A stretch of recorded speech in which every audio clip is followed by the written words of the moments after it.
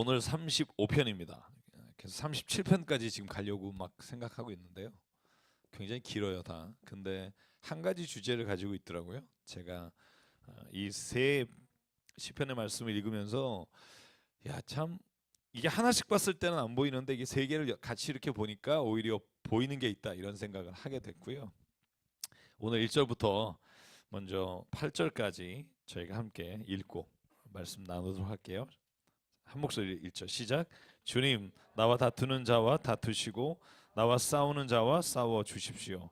큰 방패와 작은 방패를 잡으시고 일어나 나를 도와주십시오. 창과 단창을 뽑으셔서 나를 추격하는 자들을 막아주시고 나에게는 내가 너를 구원하겠다 하고 말씀하여 주십시오.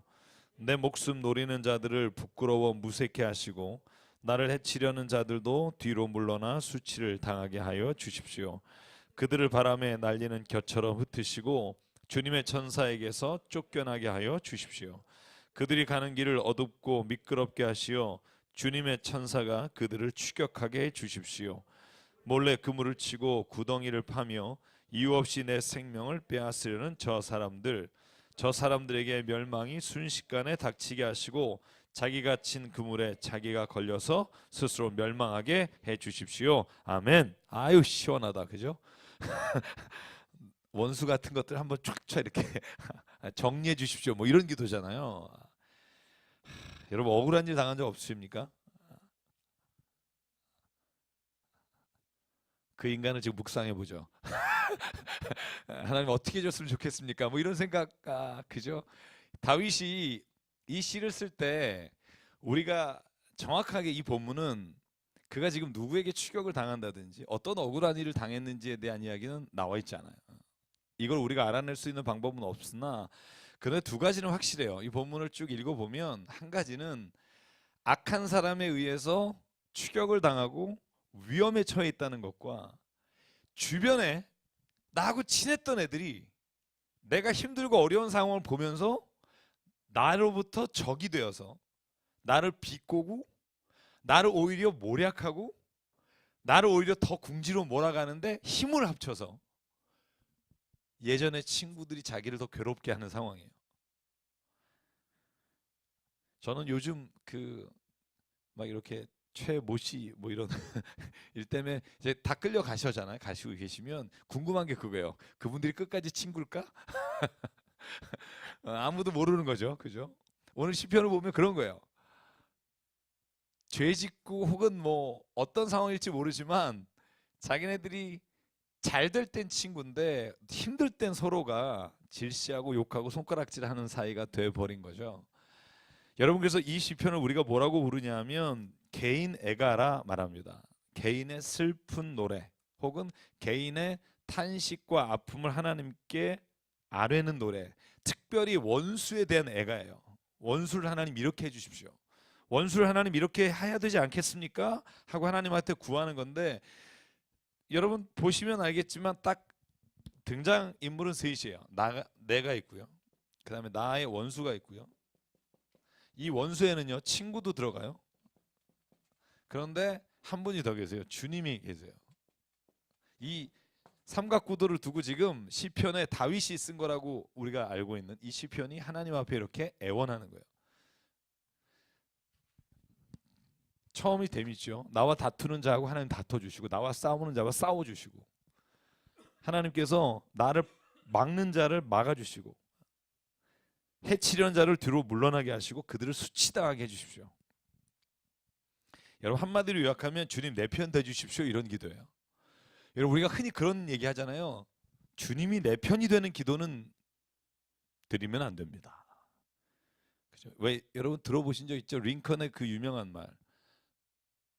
남북전쟁 때 장수 중에 하나가 우리가 기도했으니까 하나님이 우리 편 되실 겁니다 그랬을 때 링컨이 그랬대잖아요. 하나님이 우리 편이 되는 게 중요한 게 아니라 우리가 하나님 편이 되는 게 중요하다. 그게 링컨이 말한 유명한 말이죠.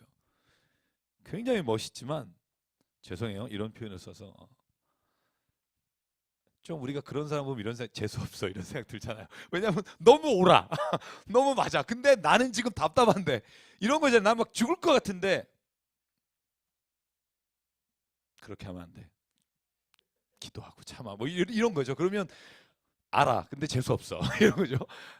그런 느낌이죠. 근데 오늘 기도는 뭐냐면 전적으로 그런 기도. 하나님 내 편 돼 주십시오. 왜냐면 나하고 다투는 사람은 하나님하고 다투는 겁니다. 이 정도 기도하려면 첫째 뭐가 있어야 되냐면 내가 하나님 편에 지금 서 있다는 확신이 있어야 돼요. 그럼에도 불구하고 이런 기도를 드리면 안 된다고 우리가 얘기해요. 그런데 제가 확신하는 건 뭐냐면 내가 하나님 앞에 개인적인 기도를 드릴 땐 이런 기도를 하십시오.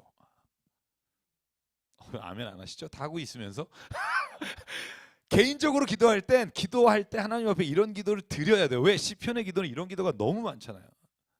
주님 지금 뭐 하십니까? 주무십니까? 일어나십시오. 막 이런 거잖아요.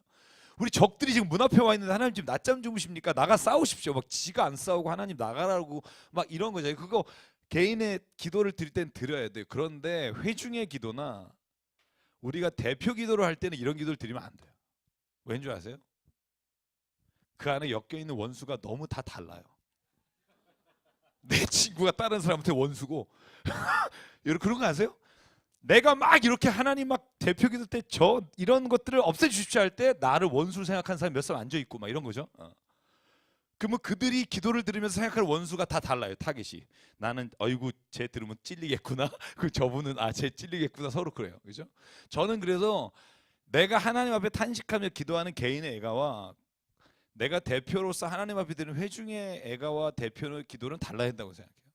왜냐하면 하나님이 내 기도가 개인적으로 하나님 앞에 솔직한 게 좋아요. 기도하는데 막 기도하다가 하나님 진짜 왜 이러면 주님 성경에 사랑하라 하셨으니까 그러면 기도할 게 없어요. 기도할 때는요 정말 울면서 하나님 앞에 왜 이러는 거냐고 난 정말 주의 뜻을 모르겠다고. 제가 왜 그런 얘기 했잖아요. 처음에 우리 간암 있는 자매 내일 이제 병문안 가요. 근데 그 일어났을 때 딱 제 방에 와서 결혼하고 일주일 만에 부부가 둘이서 간 이식한다는 말 들을 때 제 안에는요 무슨 생각이 있었냐면 하나님 뭐 하시는 거냐고. 하나님 계시는 거냐고. 죄송해요. 나 목사예요. 맞아요. 하나님 계시다면 왜 이러냐고. 그게 하나님의 솔직한 기도 아닐까요?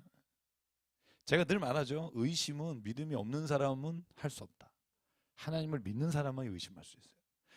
안 믿는 사람은 그냥 가난 걸 재수 되게 없네. 끝. 하나님 왜 이러셨어요? 뭐하러 그런 얘기를 해요? 안 믿는데. 하나님을 믿는데 내가 그 뜻을 이해하지 못하니까 하나님 앞에 하나님 도대체 왜 이러시는 거예요? 라고 고백할 수 있어요. 그래서 믿는 자의 특권이에요. 하나님 앞에 대들 수 있어요. 근데 이 대드는 게 믿음 없이 하나님을 해하려고 하는 대드는 게 아니라 하나님을 더 이해하고 싶고 알고 싶기 때문에 던지는 질문이죠. 그걸 하나님은 예뻐하실 거라고요. 저는 그렇게 생각해요. 뭐 여러분이 어떻게 생각할지 모르겠으나 저는 그래서 시편의 기도가 마디마디마다 어떻게 보면 우리의 마음을 그렇게 막 대변하고 있다는 생각이 드는 거예요. 여러분 기도는 가능하지만 현실에서는 그러지 말라는 거죠. 현실에서 그러지 말라는 건 이 다음의 주제가 그거예요. 오늘 제가 10편 35편에서 주제를 삼고 여러분과 토론할 내용은 뭐냐 하면 원수 갚는 것이 누구에게 있는가?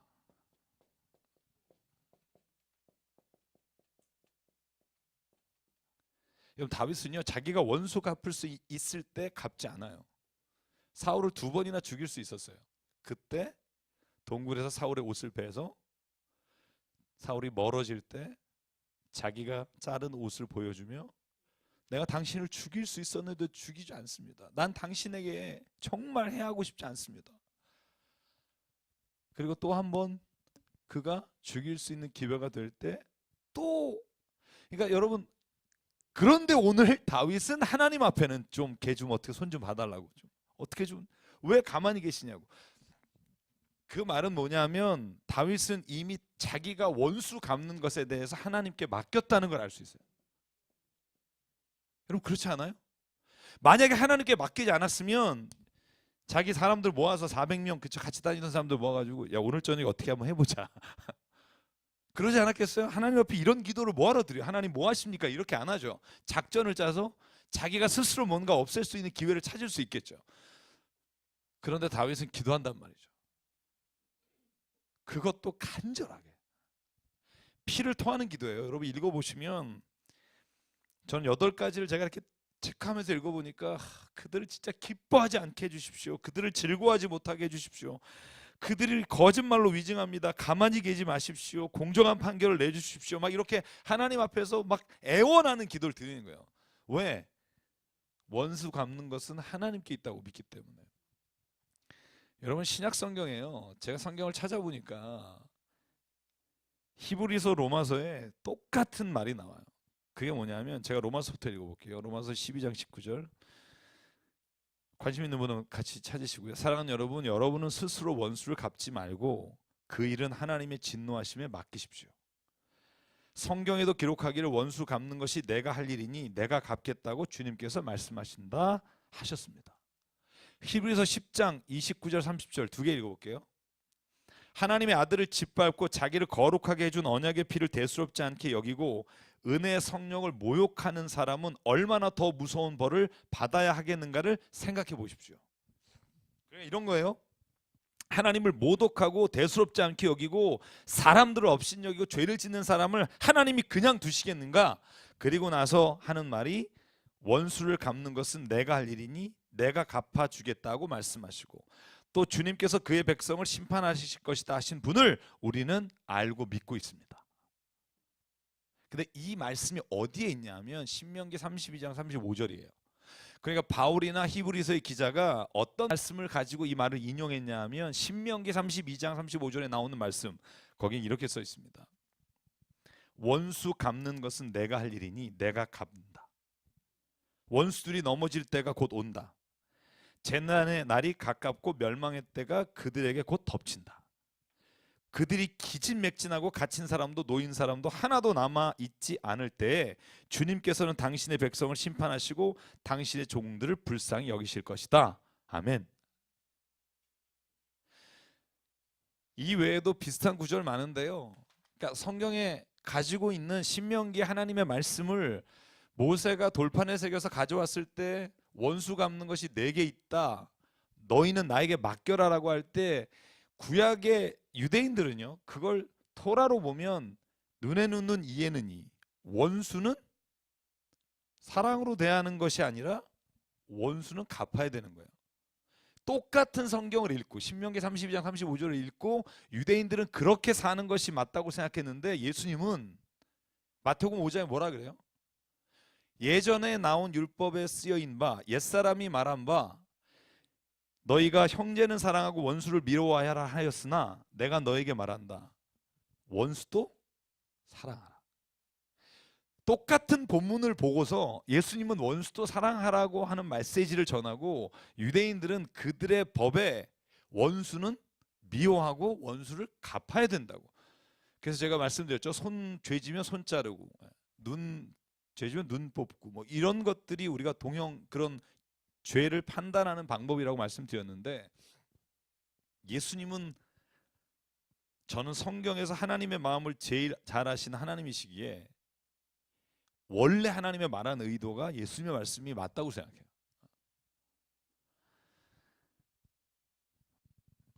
여러분 근데도 이렇게 살면 힘들죠. 하나님 앞에 원수를 맡기면. 그래서 오늘 토론해 보자는 거예요. 하나님께 원수 갚는 걸 맡긴다는 게 무슨 의미일까? 나의 경험이나 여러분의 경험들이 좀 여기에 도움이 됐으면 좋겠고요. 여기에 오늘 5절 보실래요? 그들을 바람에 날리는 겨처럼 흩으시고. 많이 본 거죠. 어디서 봤죠? 저희가 어제 월삭 기도회 때 시편 1편에 악인은 그와 같지 않으니 바람에 날리는 묘와 같다 겨와 같도다. 여러분 하나님의 말씀을 듣고 율법을 주야로 묵상하는 사람은 뭐와 같다?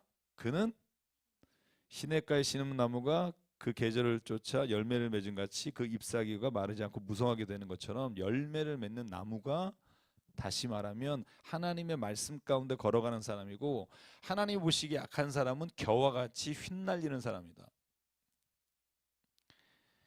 4절부터 8절은 원수에 대한 정말 저주 같은 말을 이 다윗의 기도에서 하나님께 드리고 있어요. 어느 정도냐? 바람에 달리는 겨처럼 흩어주시고 천사에게 쫓겨나게 하시고 길을 어둡게 해서 미끄럽게 하시고 천사가 그들을 추격하게 하시고 구덩이를 파며 그들이 이유 없이 내 생명을 뺏으려고 하는데 멸망이 그들에게 순식간에 닥치게 하시고 자기가 친 그물에 걸려서 멸망하게 해주십시오. 이렇게 확 쏟아내는 거죠. 그런데 자기가 원수 갚는 기회가 왔을 땐 그것을 하나님께 맡겨요. 미련하잖아요. 그때 좀 확 해버리면 얼마나 좋을까? 그런 생각 안 하세요? 저만 해요? 예. 제가 질문할게요. 왜 하나님께서는 원수 맺는 거 하나님께 맡기라고 하셨을까요? 한번 생각해 보실래요? 왜 그랬을까?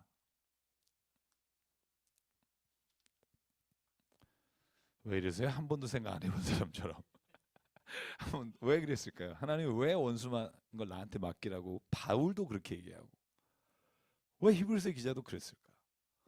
죄진 사람은 당연히 내가 갚든 누가 갚든 응보를 받아야 되는데 그게 성경적이고 하나님이 말씀하시는 건데 제가 지난주에도 비슷한 얘기는 했으나 조금 다르지만 왜 그럴까요? 한번 생각해 보셔야죠. 자기가 생각하고 반성적 사유를 하지 않으면 자기께 되지 않는 거죠. 그 하나님 원수 만든 사람이네요. 아니 뭐 다른 의도를 얘기한 건 알아요. 예, 예. 그 원수도 하나님이 사랑하시는 사람이고 그 원수도 하나님의 창조물이기 때문에 그런 의미가 맞나요? 지금 제가? 그게 아니고 그게 아니고 나를 새롭게 하시기 위해 나를 바꾸시기 위해 원수를 통해서 나를 한층 높으시네요. 그러니까 원수를 하나님이 나를 변화시키려고 보내신 사람으로 보는 거예요. 제가 감히 도달할 수 없는 저는 거기까지 생각을 안 해봤어요. 그놈이 그거였구나 뭐 이런 생각을 하게 내가 그래서 이렇게 바뀌었구나 그런 생각을 하게 되는데 제가 생각한 거하고 정말 비슷하신 것 같아요. 그러니까 제가 이게 정답은 아니에요. 제가 생각한 것과 여러분 생각하는 게 얼마나 다르고 또 제가 또 여러분을 통해서 또 배우고 싶은데 저는 지금 장원진 집사님 말하시는 거하고 참 생각이 같은 부분이 많아요. 다시 한번 얘기해 주실래요?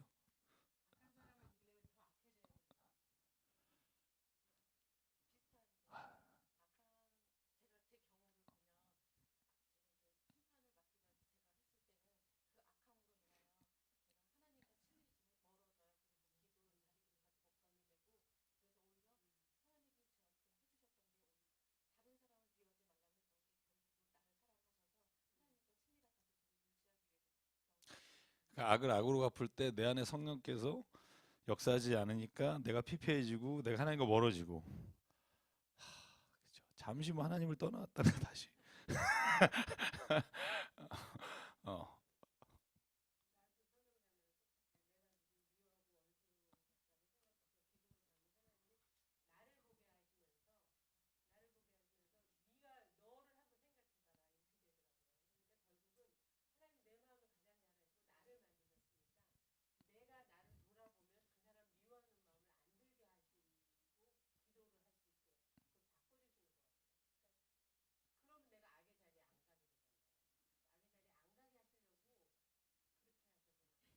진짜 이런 아주 나쁜 분이세요. 진짜 이런 질문 아주 옳지 않아요.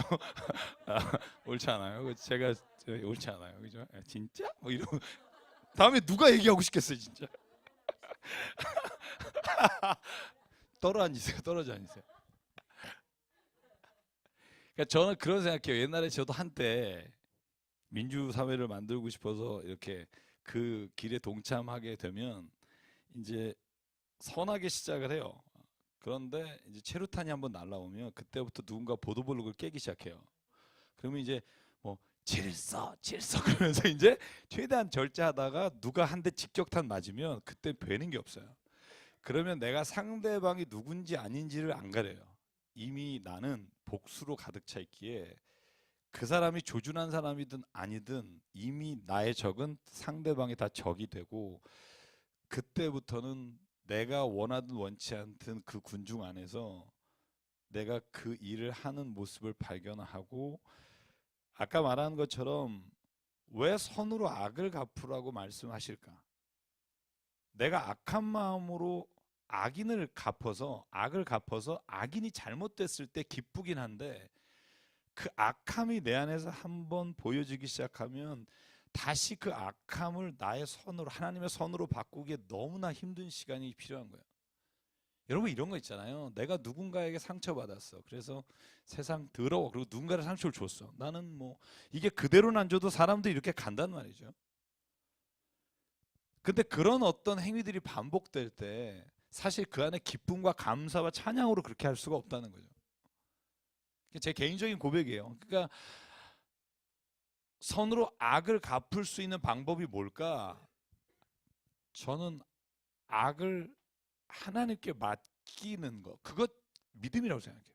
그러니까 그게 내일인지 1년 뒤인지 10년 뒤인지, 아니면 내가 죽기 전에 일어나는 건지, 아니면 내가 죽은 후에 하나님이 영원한 심판 가운데 하시든지, 그냥 하나님은 선하시고 하나님은 우리를 창조하시사 우리의 이 땅에 있는 삶 가운데 동행하시는 분이라고 믿는다면, 다윗은 여러분 36장도 똑같은 원수에 대한 기도인데 하나님 당신을 믿는다는 거예요. 그래서 9절 9절마다 어떻게 되어 있는 줄 아세요? 9절 10절 18절 28절 다 중간중간에 어떻게 고백하냐 하면, 하나님 앞에 막 저 원수 좀 어떻게 해주십시오 라고 말한 다음에 아직 결론이 안 났음에도 불구하고 그는 미리 감사해요. 미리 기뻐해요. 미리 하나님의 선하심을 찬양해요. 왜? 이미 하나님께 맡기고 나니까 내 안에는 하나님의 선하심과 사랑과 찬양이, 기쁨이 넘치는 삶이 되는 거예요. 한번 9절 10절 보실래요? 같이 한번 읽어볼게요. 시작. 그때 내 영혼이 주님을 기뻐하며 주님의 구원을 크게 즐거워할 것이다. 주님과 같은 분이 누굽니까? 주님은 약한 사람을 강한 자에게서 건지시며 가난한 사람과 억압을 받는 사람을 약탈하는 자들에게서 건지십니다. 이것은 나의 뼛속에서 나오는 고백입니다. 18절. 나는 큰 회중 가운데서 주님께 감사를 드리며 나는 수많은 백성 가운데서 주님을 찬송합니다. 이게 좋은 얘기한 다음에 이렇게 고백하는 게 아니라, 여러분 11절부터 17절까지도 다 그거예요. 하나님, 원수가 내게 와서 선으로 네가 악을 갚다냐며 내 영혼을 피폐케 하는데 내가 금식하며 그들을 위해 기도하고 그들에게 어렵고 힘들 때 그들을 위해서 애도하고 그랬는데 그들이 기뻐 떠들며 폭력배들과 함께 나를 조롱합니다. 그렇게 하나님 앞에 탄식하고 나서 하는 말이 뭐냐 하면, 하나님, 그러나 하나님은 이걸 그대로 보고 계실 분이 아니라고 난 믿습니다. 그러기에 내가 주님을 오늘 찬양합니다. 그러니까 기도의 문이 막힌다는 말이 저는 이런 거라고 생각해요. 하나님 앞에 내가 기도의 문이 막히지 않기 위해 하나님 안에서 내가 선으로 악을 이기는 방법을 주님 앞에서 생각하는 거죠. 여러분, 내가 연약할 때는 하나님께 맡기다가 어떤 사람은 내가 힘이 세지고 명예가 있어지고 누군가에게 악으로 갚을 수 있는 권력이 생길 때 이게 무너질 때가 있어요. 그래서 니체 같은 사람은 우리 기독교인을 노예 혹은 약한 자의 종교 이렇게 표현하는 게, 지들이 약하니까, 지들이 힘없으니까 신에게 맡기고 이런 조롱하는 말을 하지만, 저는 다윗의 인생을 보거나 기독교 역사를 봤을 때 진짜 하나님을 체험한 사람은 힘이 있거나 없거나, 내가 누구를 죽일 수 있거나 없거나, 오직 하나님이 그 모든 역사의 주관자가 되어주심을 믿음으로 고백할 때 하나님이 우리 안에 주시는 하나님께로만 받을 수 있는 것이 있다는 거예요. 여러분 혹시 쉰들러 리스트라는 영화 보셨죠? 거기에 재밌는 장면이 있죠. 제가 그 영화를 정말 좋아하는데, 제가 이제 12월부터 지금 한 달에 한 번 영화 모임하고 지금 책 읽는 모임을 다시 2년 쉬다가 시작하려고 책을 지금 모으고 있어요. 제가 요즘 프레임이라는 책을 계속 읽고 있고 영화도 좀 셀렉션 하고 있는데, 제가 쉰들러스라는 영화를 보면 그 영화 중에 여러분 기억나는지 모르겠어요. 이 쉰들러가 장교하고 이렇게 딜을 해요. 우리 공장에 있는 사람들에 관한 이야기를 하면서, 그때 청소하는 애가 목욕탕에서 청소를 하다가 실수를 해요. 그러니까 그 애를 때리려고 그러는데 쉰들러가 그러지 말라고, 저런 애를 때리는 건 누구나 할 수 있다고, 내가 화나서 남을 죽이는 건 그건 일반 사병도 할 수 있다고, 그런데 왕밖에 못하는 게 있다고, 황제만이 용서할 수 있다고. 그러면서 꼬셔요. 그러니까 일반 장교는 다 할 수 있으나 진짜 힘 있는 사람만이 그를 살려라라고 말할 수 있다. 그러니까 얘가 우쭐하면서 집에 가라 이렇게 보내요. 근데 혼자 그걸 못 견뎌요. 아까 걸 생각하니까 우라가 치밀고 기분 나쁘니까 걸어가고 있는 애를 조준사격해서, 여러분 그 장면 그새 가슴 떨리게 보잖아요. 막 총알이 그 아이 걸어가는 뒤쪽에 떨어지고 옆쪽에 떨어지고 애는 벌벌벌 떨어지고 떨고 걸어가는데 결국은 맞춰서 죽여요. 그러니까 제가 그 영화 보면서 무슨 생각했냐면, 진짜 우리가 힘이 있을 때, 진짜 우리가 뭔가 갚을 수 있을 때 저는 하나님의 말씀이 떠올라서 그걸 정말 주의 은혜로 선으로 악을 갚는 일을 할 수 있을 때, 그게 저는 복음이라고 생각해요. 내가 힘이 없고 내가 갚을 게 없으니까 하나님 의지하는 척하는 게 아니라 전적으로 내 삶의 주관자가 되시고 이 땅에서 모든 것을 이끌어 가시는 분이 하나님이십니다라고 나에 대한 존재를 맡긴다면, 저는 그렇게 살아가도록 하는 것이 믿음 안에서 사는 사람의 삶이 아닐까, 그런 생각을 해봐요. 제가 이 주제를 가지고 정말 책을 읽다 보니까 어느 책에서 재밌는 예화가 있더라고요. 하나님이 왜 원수 갚는 거 하나님께 맡기라고 했는가. 그리고 이런 예를 들었어요. 어떤 집안에 자식이 부모의 속을 썩이고 고통을 주고 괴롭히 사고치고, 부모는 자식을 사랑하니까 거기에 대해서 꼭 참고 있다 그냥 돌아가신 거예요. 하나님의 원수를 갚아주신다는데 어떻게 하셨냐 그랬더니 거기에 그렇게 써 있더라고요. 그 사람에게 더 독한 자식을 주셨다. 더 독한 자식을 주셔서, 원수 같은 놈을 주셔서. 그러니까 저는 그 예화를 보고 무슨 생각했냐면요, 우리가 한번 나라고 생각해봐요. 내가 뭔가를 깨달았을 때가 언제였나를 보세요. 내가 했을 땐 못 깨달아요. 내가 누구를 괴롭히거나 누구에게 갑질하거나 누구를 어렵게 하거나 상처를 줬을 때 못 깨달아. 근데 그걸 언제 회개하냐 하면 내가 당했을 때. 그러면 뭐가 떠오르냐면, 아, 내가 옛날에 그 짓 한 게 떠오르면서 내가 회개하는 경험 없으세요? 한 세 분만? 저는 그랬던 경험이 많은 것 같아요. 그러니까 사실 이 원수 갚는 것이 하나님에게 있다 하는 말은, 그러면서 제가 세 가지를 종합해 보면 우리 집사님 말처럼 그 원수도 나를 깨우는 하나님의 종소리가 될 수 있는 거고, 또 내가 그 원수를 직접 갚지 않음으로 인해 하나님의 성령이 내 안에서 살아서 역사하시는 것을 막지 않을 수 있게 되는 거고, 하나님은 이 세상을 살아가면서 결국 그 사람이 떵떵거리고 사는 것 같으나 하나님은 그를 또 만지시고 계시고 똑같은 험한 상처와 위험 속에서 그들을 돌이키게 하시고, 근데 끝까지 못 깨달아 회개하지 못하는 자는 하나님이 심판까지 하실 거다, 그걸 믿자는 거죠. 근데 다윗이요 35편 30편은 원수를 갚아주십시오 하다가 37편에 보면 자기가 해답을, 자기가 이 모든 일에 하나님으로부터 받은, 저는 마치 해답 같은 것을 쏟아놓는 게 37편이에요. 37편부터 한번 보실래요? 자기가 자기한테 얘기하는 것 같아요. 저는 한번 37편 1절부터 5절 6절까지만 읽어볼까요? 뭐라고 스스로 말하는지. 37편 1절부터 6절, 7절까지 읽죠. 시작. 악한 자들이 잘 된다고 해서 속상하지 말며 불의한 자들이 잘 산다고 해서 시세워하지 말아라. 그들은 풀처럼 빨리 시들고 풍성기처럼 사그라지고 만다. 주님만 의지하고 선을 행하여라. 이 땅에서 사는 동안 성실히 살아라. 기쁨은 오직 주님에게서 찾아라. 주님께서 내 마음의 소원을 들어주신다. 내 갈 길을 주님께 맡기고 주님만 의지하여라. 주님께서 이루어 주실 것이다. 내 의를 빛과 같이 너의 공의를 한낮 햇살처럼 빛나게 하실 것이다.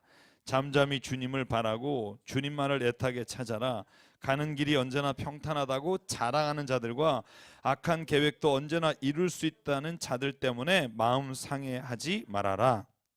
그 다음에 계속 노여움을 버려라. 격분을 가라앉혀라. 불평을 하지 마라. 이런 것들은 오히려 악으로 기울어질 뿐이다. 그리고 믿음을 고백해요. 진실로 악한 자들은 뿌리채 뽑히고 말 것이다. 그러나 주님을 기다리는 사람은 반드시 땅을 물려받는다. 조금만 더 참아라. 악인은 멸망하고 만다. 아무리 그 있던 자취를 찾아보아도 그는 이미 없어질 것이다. 이게 믿음이죠. 여러분, 이 믿음, 땅을 차지할 거다. 그 사람이. 이게 예수께서 하신 말씀이죠. 마태복음 5장 5절, 온유한 자는 복이 있나니 그가 땅을 차지할 것이다. 땅이라는 의미가 히브리어 성경 혹은 구약 성경에 보면 두 가지 의미예요. 그러니까는 그냥 문자 그대로 땅이라고 할 때 구약적 의미에서의 땅은 굉장한 축복이죠. 왜냐하면 여러분 생각해 보십시오. 유목민족 혹은 농경사회에서 땅이라는 건 재산이에요. 뭐 요즘도 그렇지만 요즘도 그렇지만 땅은. 그리고 또 하나 땅의 의미는 뭐냐면 하나님께서 그 민족 혹은 그 개인에게 축복하시는 영적인 것까지 포함하는 거예요. 왜냐하면 잘 보세요. 가나안 땅으로 왔잖아요. 그죠? 우르와 또 하란에서 밧다나람에서 가나안 땅으로 들어왔잖아요. 근데 가나안 땅이 뭐 여러분 뭐 굉장히 막 금덩어리 있고 이런 땅은 아니잖아요. 그러니까 그걸 우리가 말하는 이유는 가나안 땅을 하나님께서 주신 땅이고 하나님이 함께 하시는 땅이니까 그 땅이 의미가 있지.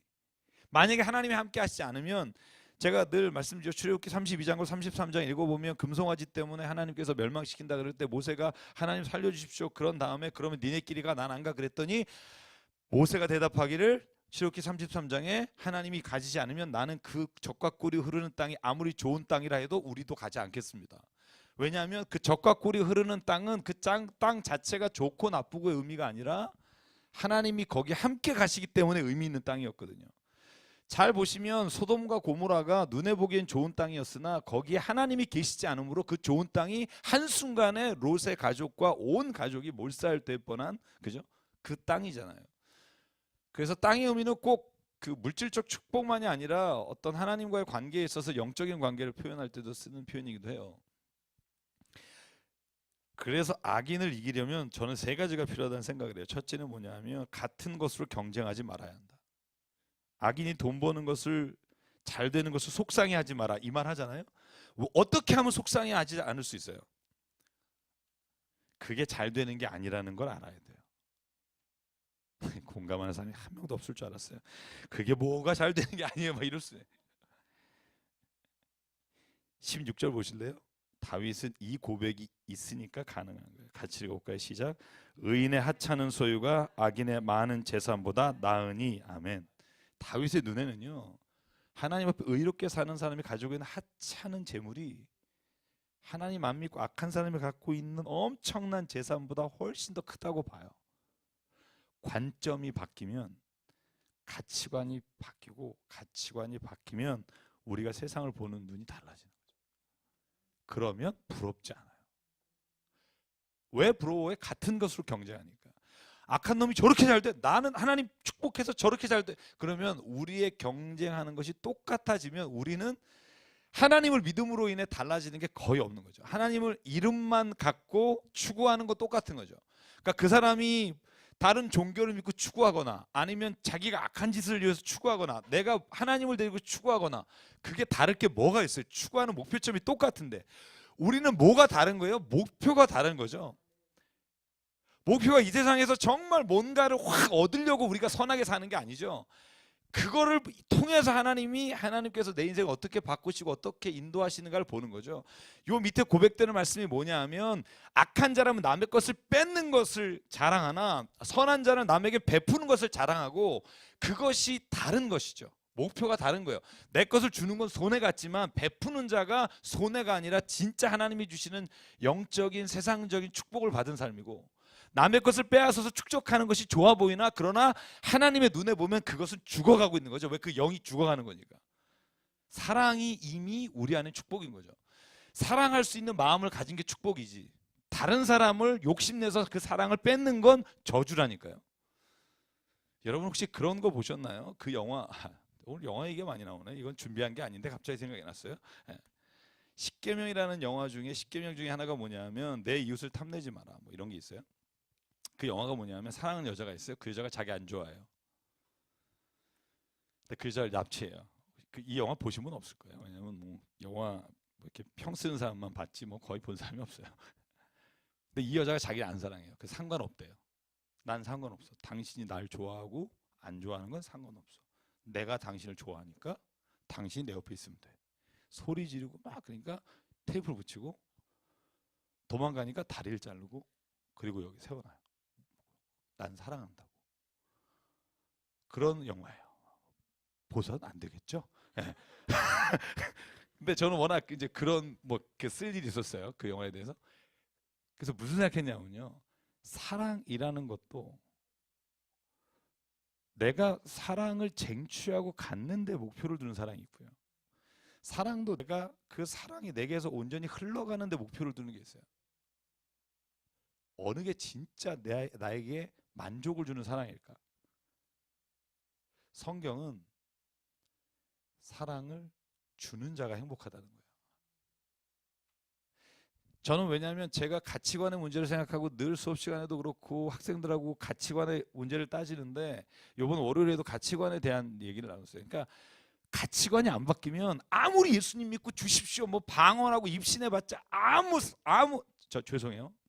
그냥 쓰레기일 수도 있어요. 그건 예수님 말이잖아요. 주여 주여 하면 네가 예언도 하고 해봤자 뭐하냐. 가치관이 변하면 그 삶의 모든 자리가 달라지는 거예요. 사랑은 내가 온전히 주는 것이 행복하다고 배워본 적이 별로 없어요. 제가 어렸을 때. 저는 이런 거 배웠어요. 람보 영화 보면서 남자답다는 걸 이걸로 알았어요. 이게 이제 남자답다. 이게 보통 우리가 이미지로 우리의 가치관을 이렇게 주입하는 방법이 세뇌도 있지만 여러 가지가 있지만 어렸을 때부터 남성다움 그리고 근육이 불뚝불뚝하면서 막 람보 같은 사람을 생각하고 살았단 말이죠. 근데 그게 진짜 남자 같은 사람이에요? 잘못된 착각이죠. 그런 어렸을 때부터 우리 안에 주입된 것들을 하나하나 하나님의 말씀으로 벗겨가고 바꾸지 않는 한 우리의 삶에서 변화는 의미 없다. 그 변화란 결국 내가 영적인 것이라는 이름을 걸면서 내가 육적인 것을 얻기 위한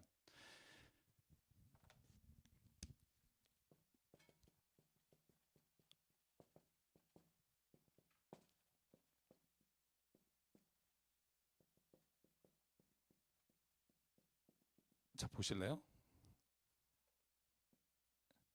영적으로 열심을 내요. 40일 금식하고 그렇게 강조하는 교회가 꽤 많아요. 그죠? 근데 잘 보실래요? 영적으로 40일 금식하고 막 해서 결국 하나님 앞에 받고 싶은 건 사랑하는 자여 네 영혼이 잘된 같이 네가 범사에 잘되고 강건하기를 내가 간구한다. 그죠? 이걸 가서 결국은 이걸 가는 거죠. 그러면 그분이 영적인 사람인 것 같으세요? 천만의 말씀. 그 사람은 육적인 사람이에요. 육적인 걸 얻기 위한 수단으로 영적인 걸 하는 거예요. 와서 주야 외치는 자마다 자식이 잘 된다니까. 성경이 말하는 새 사람은 뭐예요? 여러분 에베소서 4장 22절. 옛사람을 벗어버리라 할 때 그 옛사람의 기준이 뭔지 아세요? 새 사람의 기준이 뭔지 아세요? 이거하고 전혀 상관없어요. 하나님의 의와 거룩함으로, 그죠? 입힘을 받은 새 사람을 입으라. 뭐 이런 본문이 되었을 거예요. 에베소서 4장 22절, 23절 찾으신 분 한번 읽어보시면 기준이 뭐냐? 결국은 우리가 이걸 막 얘기하고 강조하고 모여서 오순절 성령이 내리기를 바라는데 결국 모여서 마지막이 이거예요. 너 그래서 얼마 벌었니? 딸은 대학 잘 갔니? 뭐 이게 그가 영적으로 기도한 것의 결과라면 얼마나 허무해요. 하나님이 그거 원하실까요? 하나님은 저는 그렇게 생각해요. 이것이 우리의 궁극적 목적이 되기 위해 물질이 때로는 도움이 될 수도 있겠죠. 선한 일을 통해 하나님이 영적인 깨달음을 있게 하시고 아니면 때로는 내가 버림으로 인해 낮아짐으로 인해 내려놓음으로 인해 하나님은 영적인 것에 도달할 수 이끌어 가시죠. 그러니까 사도 바울이 내가 가난하나 부하나 내가 어디에 처하든지 내가 하나님 앞에서 그의 사랑 안에서 살아가는데 부족함이 없다는 거잖아요. 왜냐하면 목표가 여기에 있으니까. 그러면서도 우리는 늘, 저도 마찬가지예요. 그러면서도 그냥 어렵고 힘들게 살고 싶은 사람 없어요. 근데 그건 하나님도 똑같다니까요. 하나님도 사랑하는 자녀가 빌어먹고 어디 가서 고생하면서 막 그렇게 사는 걸 보고 좋아하는 아빠가 어디 있어요? 없다니까. 다만 우리가 정말 떵떵거리고 엄청나게 사는데 둘째 동생, 셋째 동생, 넷째 동생은 빌어서 못 먹고 막 기아로 죽는다. 그러면 하나님이 책망하시는 거죠. 우리가 무언가를 많이 가진 것 자체로 책망하시는 게 아니라 우리가 주변에 우리의 삶을 나눠야 될 사람들을 보지 않고 나만을 위해 사는 것이 죄지. 모든 사람들이 다 풍족하게 잘 먹고 잘 사는데 하나님이 그걸 왜 싫어하겠어요? 부모가 자녀 5명이 다 그렇게 잘 살면 뿌듯하죠. 근데 하나는 지금 막 S 어디에 막 사장이고 그런데 막 넷은 막 거의 막 바닥을 헤매서 빌어먹고 다닌다. 이런 집이 많아요. 제가 천안에 얘기했나요? 천안역에 가서 김동주 교수가 저한테 이 역에 있는 뭐 멋있는 비싼 동상들이 많아요. 가보시면 터미널에 가면 그게 어느 주인의 거래요. 유산 몇백억 몇천억 그 천안 개발될 때 물려받아서. 근데 그 형제 중에 3명이 자살했어요. 1원도 안 줘서. 그 얘기를 제가 들으면서 저 아름다운 미술 설치가 개 떡같이 보이는 거예요. 저걸 설치하느냐고 몇십억 들었을 텐데 자기한테 찾아오는 조카들에게 100원도 안 줘서 조카도 자살하고. 그걸 쭉 듣는데 하나도 안 예쁜 거예요. 그때부터. 같이 그걸 누리고 기뻐할 수 있으면 정말 아름다운 건데 누군간 죽어가면서 희생된 혼자만의 걸 하나님은 기뻐하시지 않는 거죠. 그래서 우리가 뭘 먹고 뭐 하는 것 자체를 하나님께서 싫어하신다고 생각하지 않아요. 그런데 우리가 이것이 아니라 이게 목적이라 다른 사람 것이라도 빼앗아서 취하려고 할 땐 하나님은 반드시 거기에 대한 대가를 물으실 거라고요. 두 번째, 오늘 다윗이 악한 것을 선으로 이길 수 있는 것, 하나님께 맡길 수 있는 이유는 우리가 세상을 보지 않고 주님을 바라봐야만 한다는 거예요. 4절에 이런 말이 있죠. 3, 4절 주님만 의지하라. 기쁨은 오직 주님께서 찾아라. 주님께서 네 마음의 소원을 들어주신다. 주님을 기다리는 사람. 여기서 말하는 다윗의 말은 뭐냐 하면 주님을 바라보는 거예요. 세상적인 걸 바라보면 억울하고 잘못된 것 같고 나는 뭔가 연약하고 뒤처진 것 같은데 주님을 바라보면 내가 더 가까이 가 있잖아요. 무슨 말인지 아시겠죠? 걔는 주님을 향해서 봐요. 표대가 2개예요. 자, 팻말 2개입니다. 여기는 세상적인 어떤 우리가 생각하는 어떤 잘 사는 거. 여기는 주님이에요. 지금 이 땅에서 같이 가는데 악한 사람하고 달리기 하는데 같이 뛰어가. 여기 지금 가까이 가려고 막 뛰어가는데 여기를 바라보면 엄청 처진 것 같아. 근데 한번 보실래요? 여기를 바라보면 얘가 더 많이 갔다니까. 얘보다. 그러니까 누구를 바라보느냐에 따라서 우리가 달려가는 길 자체가 어떤 길이 의미 있고 어떤 길이 의미 없는지의 개념이 달라진다는 거예요. 그래서 여러분 바라볼 때 세상 거로 비교해서 다른 사람 보지 마시고 주님 바라보면서 주님께 내가 지금 가까이 가고 있는지를 보면 다른 사람과의 경쟁이 아니라 나 자신과의 경쟁을 하게 되죠. 그래서 진짜 경쟁은 주변에 있는 다른 타인과 하는 것이 아니라 내 자신과 하는 게 진짜 경쟁이고, 성경 안에서의 성숙이란 다른 사람보다 내가 좀 더 낫다고 하는 게 성숙이 아니라 내가 옛사람과 어제 사람보다 더 나아지는 걸 성숙이라고 말해요. 내가 얘보다 기도 많이 한다. 이거 얼마나 우스워요. 내가 어제보다 더 하나님께 가까이 가고 어제보다 더 주님 앞에 진실한 기도 드리고, 이게 내가 오늘 가야 될 신앙적인 표대가 돼야 하는 거죠. 그러면 흔들리지 않아요. 옆 사람이 너무 앞서가도 그거 가지고 시기하지 않고요. 제가 어떤 사람이 그런 거 물어봐요. 목회하시는데 뭐 우리 전원진 목사님이 히브리어 잘하시잖아요. 김진삼 목사님도 히브리어 정말 잘하시잖아요. 뭐 탁월하잖아요. 그래서 그런 거예요. 제가 수업 시간에 그런 얘기 했어요. 우리 그 목사님도 와서 하시고 전원진 목사님도 히브리어로 우리 배운다. 막 뭐 성경 공부할 때도 히브리어 강의하시고 그랬더니 그런 거예요. 그래도 목사님은 히브리어를 잘 못하시는데 왜 나 잘 못한다고. 다른 사람들이 와서 그러면 좀 뭔가 목회하시는데 어려움은 없어요? 그렇게 물어봐요 갑자기. 그래서 아니 뭐가 어렵냐 했더니 그래도 그 성경을 이렇게 원어로 막 잘하시는 분을 모셔서 자꾸 하면, 그래서 제가 그런 말 했어요. 나는 그분들이 못 가진 걸 갖고 있다고 믿는다고. 아멘이 없으니까 내가 힘드네. 갑자기 마음이 막 무거워지면서. 그러니까 그분들이 가지고 있는 장점과 좋은 것들을 내가 못 갖고 있으니까 마음대로 하고, 나는 하나님이 주신 또 다른 어떤 하나님이 주신 분량대로 하고, 그래야 같이 말씀을 공급받는 사람들이 그거로 인해 충만할 수 있지 않을까. 만약에 그러지 않으면 계속 경쟁해야 돼요. 새로 들어온 사람이랑 경쟁해야지. 나를 넘어서, 이건 세상적인 경쟁이고 하나님 안에서의 성숙과 경쟁은 달라야 된다는 거예요. 예전에 내가 그걸 보고 또 더 자극을 받아서 열심히 하게 되고, 그게 진짜 경쟁인 거죠. 그게 나를 위한 경쟁이고, 여러분이 신앙적으로 바라봐야 할 대상은 옆에 있는 누군가가 아니라 어제 내가 하나님과의 관계 안에서 더 나아지는 게 나의 경쟁 상대가 돼야 되고 성숙의 의미가 돼야 되고, 그럴 때 진짜 내가 못 보던 걸 본다는 거예요. 그래서 교회가 코워커가 해야 되죠. 같이 일해가는 거죠. 얼마나 좋아요. 내가 못 가진 걸 보게 되는 거. 제가 우리 목회자 한 분 한 분한테 정말 제가 배우는 게 많아요. 우리 송철 목사님도 제가 진짜, 저는 연배가 저렇게 되셨는데 저한테 싫은 소리도 가끔 들으시고 근데도 초지일관 인자하시고, 제가 문자도 드렸어요. 전 죄송하다고. 내가 이제 전사님 목사님이 그걸 배워야 되는데 막. 왜냐하면 그게 약간 젊은 사람이 가지는 어떤 한계일 수 있잖아요. 또 이순종 목사님 안 하면 삐질까봐 이순종 목사님도 원래 이렇게 하려고 한 게 아닌데 이게 뭘까 이렇게 해가지고, 뭐 그러니까 저하고 지금 8년째 있겠죠, 그죠? 다 목사 받아서 이제 저도 이제 옛날에는 뭐 좀 해주세요. 근데 이제 어려워요 좀. 그러니까 어떻게 갑자기 한 주만에 나 목사님 받으셔가지고. 자, 정리할게요. 악인의 형통함을 부러워하지 마십시오. 이게 이제 계속 반복되잖아요. 이게 이 정도 되면 사실 우리가 이게 진짜 하나님을 바로 만나는 길이구나. 25절, 저는 이 말이 또 저한테 굉장히 와닿았어요. 37편에.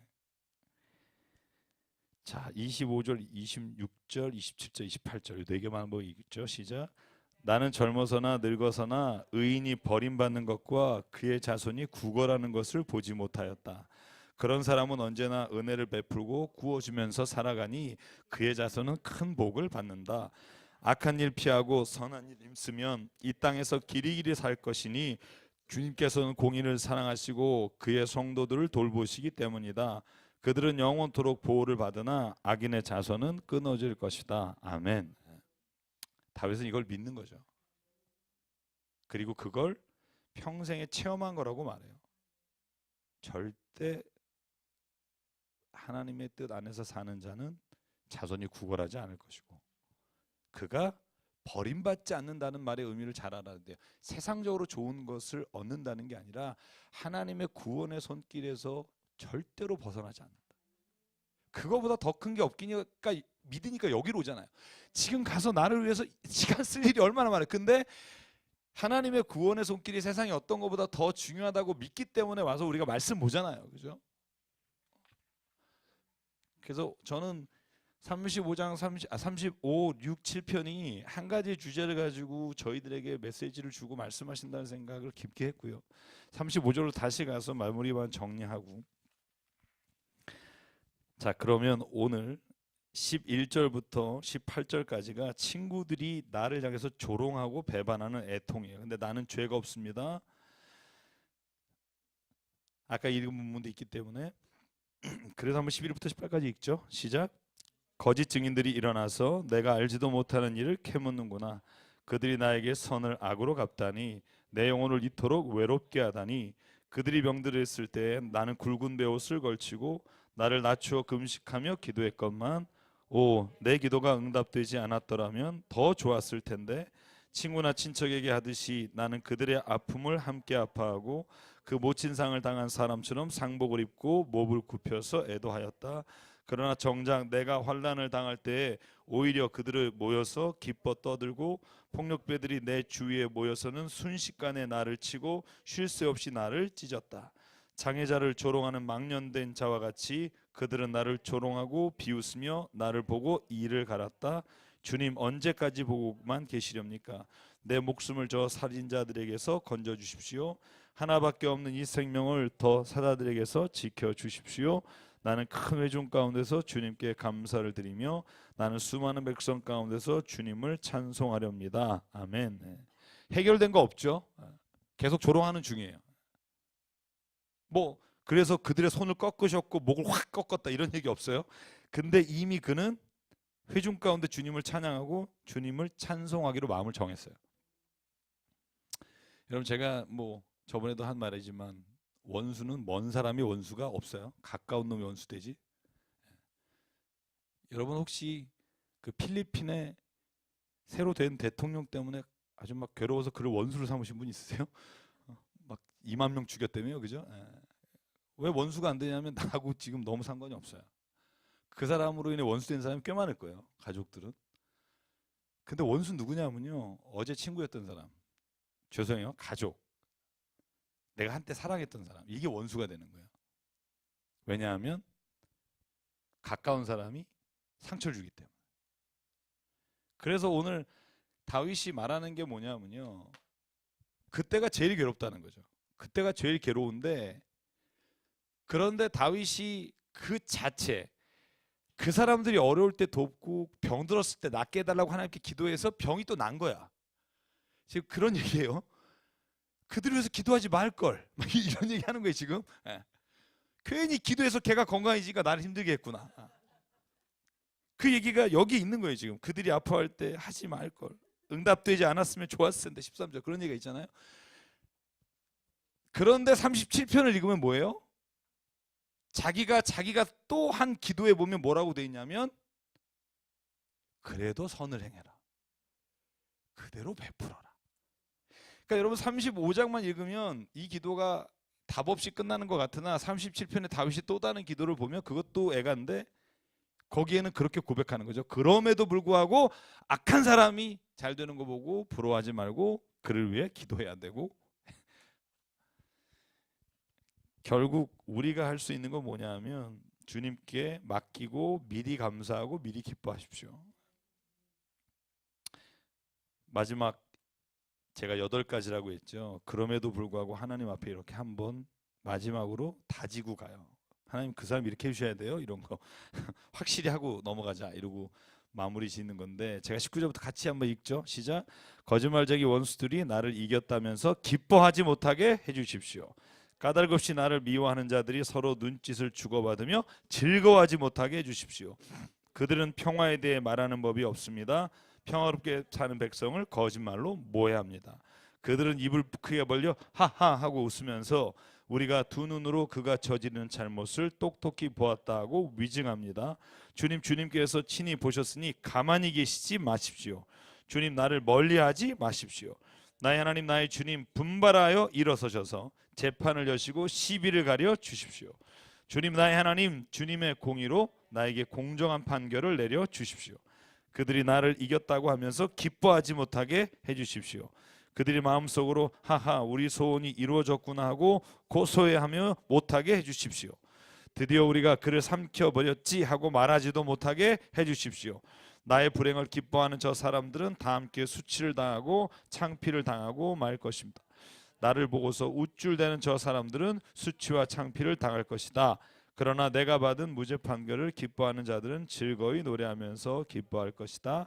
그들은 쉬지 않고 주님은 위대하시다, 그를 섬기는 사람에게 기꺼이 평화를 주시는 분이시다 하고 말할 것이다. 내 혀로는 주님의 의를 선포하겠습니다. 온종일 주님을 찬양하겠습니다. 아멘. 하나님에 대한 최종적 호소를 하고, 그리고는 자기는 그걸로 끝내고 하나님을 찬양하며 하나님의 의로우심을 선포하겠다라고 하고 기도는 끝나요. 그래서 여러분, 혹시 억울한 일을 당하거나 내가 생각한 것과는 다른 결과를 사람으로 인해 왔을 때 그것을 해결하는 방법이 여러 가지가 있습니다만, 저는 성경이 말씀하시는 해답이 우리가 걸어가야 될 길이라고 생각했으면 좋겠어요. 그러면 마지막엔 웃게 된다는 거죠. 마지막에 하나님이 그를 웃게 해주시고 인도해 주신다는 거죠. 36장만 간단하게 정리하고 오늘 마칠게요. 36장도 똑같은 기도예요. 악인의 오만함에 대한 개인의 탄식과 기도입니다. 그래서 보면 1절부터 4절은 악한 자의 모습이에요. 악한 사람 유형을, 악한 사람은 이렇다라고 하는 게 36편 1절부터 4절. 특징을 볼까요? 1절부터 4절 시작. 악인의 마음 깊은 곳에는 반역의 충동만 있고 그의 눈에는 하나님을 두려워하는 기색이 조금도 없습니다. 첫 번째 볼까요? 뭐가 없어요? 하나님을 두려워하지 않아요. 악한 사람이다 말할 때 여러분 무슨 뭐 엄청나게 다른 일을 하고 뭐 다른 사람을 해하고 죽이고 뭐 뺏고 이런 거보다 근본적인 게 뭐냐면 뭐죠? 하나님을 두려워하지 않는 게 악한 사람이에요. 여러분 이거가 다른 어떤 집단 혹은 국가 어디에서 내리고 있는 악인에 대한 정의와 다른 거예요. 하나님을 두려워한다. 뭐 그게 왜 죄야? 이렇게 생각할지 모르지만 성경이 말하는 모든 악한 것의 시작은 하나님을 두려워하지 않는 데 있어요. 그래서 잠언의 시작이 뭐예요? 여호와를 경외하는 것이 지식의 근본이다. 여기가 지식이라는 게 결국은 우리가 살아가는 모든 삶에 있어서의 가장 중요한 게 하나님을 두려워하고 경외라는 게 그런 거잖아요. 두렵지만 가까이 가고 싶은 거. 이게 경외라는 단어예요. 두려워요. 근데 막 가까이 가고 싶어요. 그랜드 캐니언 가보셨어요? 네, 저도 안 가봤어요. 나야가라 가보셨나요? 네, 저도 안 가봤어요. 근데 가면 우와 무섭지만 그런 거 있죠. 그 대자연의 경관 앞에 막 이렇게 경외감이라고 하는 게 두렵지만 거길 떠나고 싶지 않은 거예요. 그런 마음과 같이 하나님은 두려운 존재죠. 죄를 진 자는 그 앞에 가면 두려워야 돼요. 그런데 그분이 너무 거룩하시기에 떠나지 못하는 거예요. 나야가라 갔다 올게요. 권사님 너무 웃지 마시고.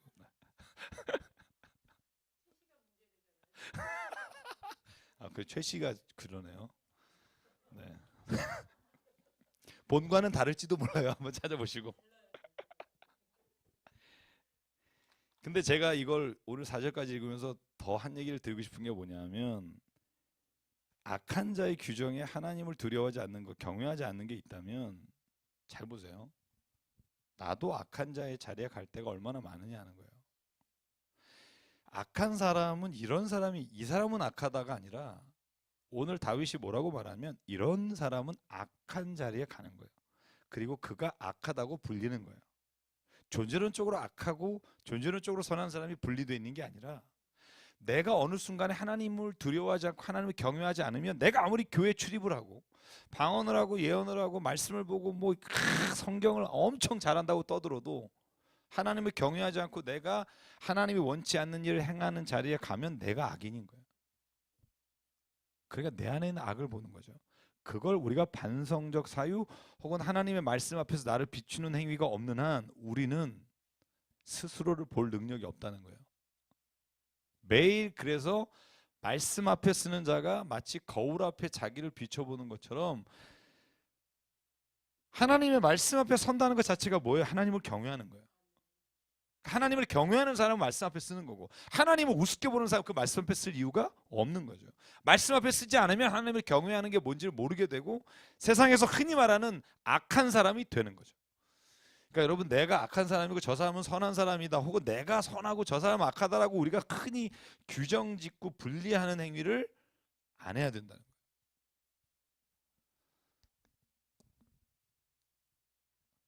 제가 그 프레임이란 책에 보면 이런 예화가 나와요. 펄시 더 핑크라는 이야기가 나와요. 여러분 미국의 그 우화 집에 있는 건데요. 이런 거예요. 핑크 왕이라고 하는 거죠. 핑크색을 좋아하는 왕 펄시라는 왕이 있었어요. 그 왕이 핑크색을 너무 좋아해. 그런데 자기가 왕국에서 딱 나가는 순간 그 방하는 왕국은 다 핑크색으로 해놨어요. 행복해. 그리고 나가는데 갑자기 막 빨간색, 노란색 들어오니까 기분 나쁜 거예요. 그래서 저기 밖을 다 핑크색으로 칠해라. 그래서 모든 사람들이 다 핑크색을 칠했어요. 그러니까 나와서 딱 보니까 행복해. 그래서 막 행복했는데 그러다가 하늘을 쳐다봤는데 하늘이 파란색이야. 기분이 되게 나빴어요. 그래서 아니 저게 마음에 안 든다. 저걸 파란색을 핑크색으로 칠해라. 그랬더니 사람들이 기가 막혀서 어떻게 하지 하다가 지혜자를 불렀어요. 다 불러서 어떻게 하면 좋겠습니까? 한 사람이 내게 맡겨라. 뭐 어떻게 맡기냐고 이거 방법이 없지 않냐고 그랬더니 나에게 왕을 만나게 해달라. 그분이 왕을 찾아갔어요. 그 다음에 왕이 밖에 나왔는데 행복해하는 거예요. 밖에 나와서 쳐다보면서 다 핑크라고. 핑크색 안경을 선물했어요. 핑크색 안경을 선물해서 자기가 가는 데마다 다 핑크가 되는 거죠. 그 얘기, 그 우화의 의미가 뭐냐면 사람은 누구나 다 자기가 가진 색깔로 사람을 보는 거예요. 그러니까 그 사람이 본질적으로 악한 건지 아니면 나의 관계 안에서 내가 보는 시각에서 그 사람이 악한 건지를 보는 것을 흐려지게 될 때 어디에 서야 되느냐? 하나님의 말씀 앞에 서야 돼요. 그러니까 내가 가지고 있는 기존의 생각, 내가 가지고 있는 가치관, 내가 사람들로부터 들은 게 아니라 하나님 말씀 앞에서 경외하는 마음으로 섰을 때 진짜 보이는 거죠. 그러니까 많은 분들이 와서 그런 얘기해요. 저 사람은 진짜 목사님 저런 사람이 교회 다니면 진짜 우리 교회가 욕 먹는다고. 그럼 제가 그분한테 꼭 그 얘기 막 해주고 싶을 때가 있어요.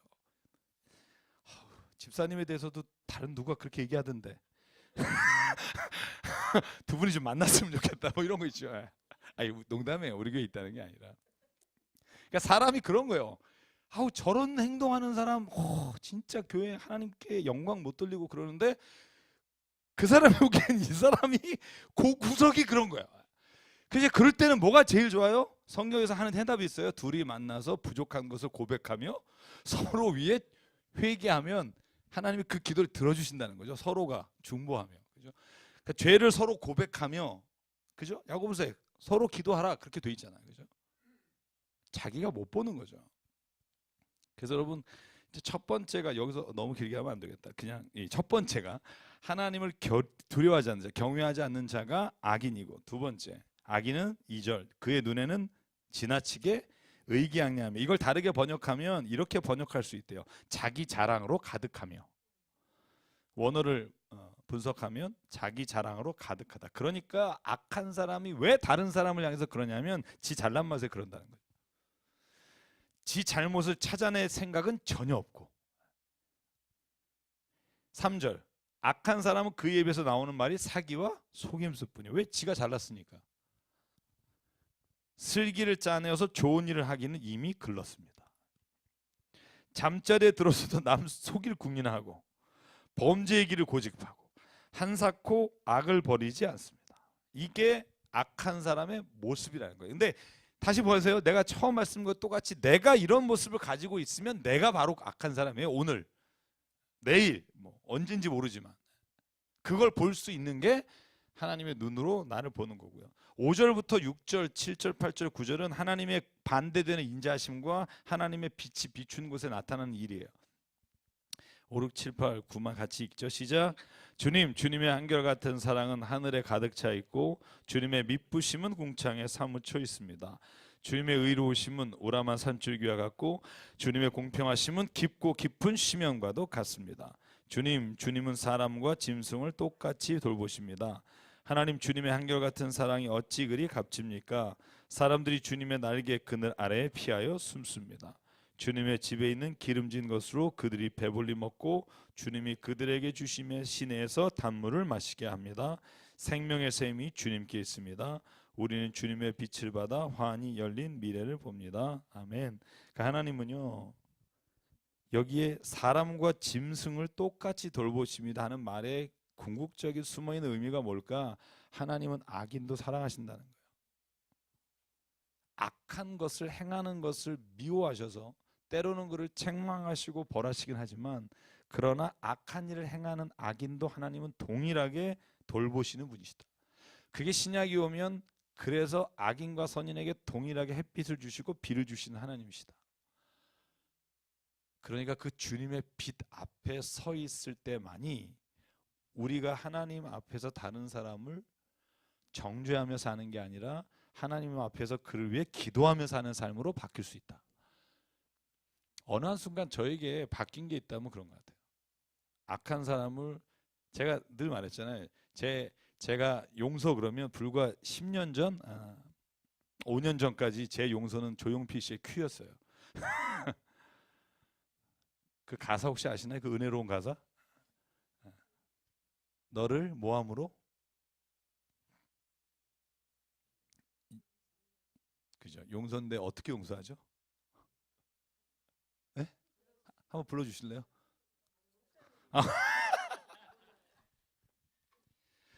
고기만 부를게요. 나의 용서는 너를 잊는 것. 그거예요. 예. 그러니까 그냥 용서, 그래 내 머리에서 지우자. 죄 짓지 말자. 그 사람에 대해서 생각하면 주야로 그를 묵상하면서 내가 힘들다. 그리고 죄 짓는다. 나의 용서는 너를 잊는 것. 깨끗이 지워버리자. 이게 제가 가지고 있는 용서였는데 어느 날부터 하나님이 제게 기도하게 하시는 게 뭐냐면 그건 용서가 아니다. 진짜 용서는 그를 하나님의 마음으로 불쌍히 여기게 되는 것.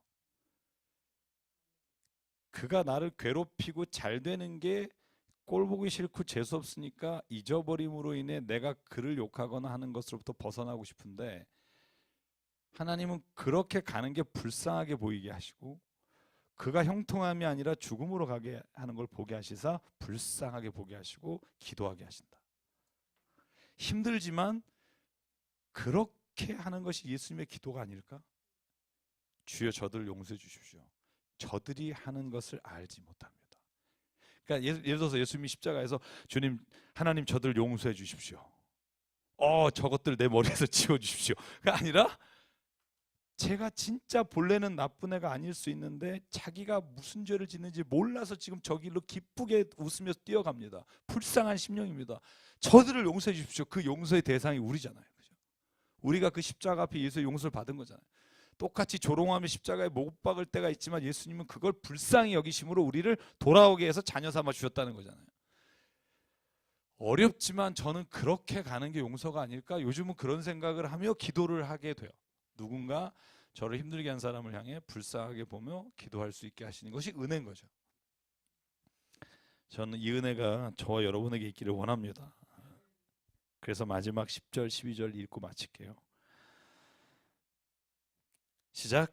주님을 사랑하는 사람에게는 주님께서 친히 한결같은 사랑을 베풀어 주십시오. 마음이 정직한 사람에게는 주님의 의를 변함없이 베풀어 주십시오. 오만한 자들이 발로 나를 짓밟지 못하게 하시고 악한 자들이 손으로 나를 휘두르지 못하게 하여 주십시오. 그대 악을 일삼는 자들은 넘어지고 넘어져서 다시는 일어나지 못한다. 아멘. 그게 나일지라도 악한 것은 다시 일어나지 못하기를 원합니다. 그 기도가 우리에게 있기를 원합니다. 그래서 여러분 시편이 정말 저희가 지금 이렇게 1년 이상 할지 몰랐는데 1년에 지금 딱 1권도 딱 끝날 것 같아요. 한 2주 남아 2주 하면 이제 1권 41편 끝나는데 저는 개인적으로 받은 은혜가 참 큰 것 같아요. 저는 다른 것은 어떤 지식으로 깨닫고 분석하는 게 좀 많은 반면 정말 이 말씀은 그냥 내가 탄식을 통해서 깨닫게 되는 것 같고요. 그래서 여러분 또 요번 11월이 시편이잖아요. 1편에서 22편 한번 복습한다 생각하시고 보시면서 정리하시면 좋겠고요. 이 시간 잠깐 저희가 한 목소리 잠깐 기도하죠.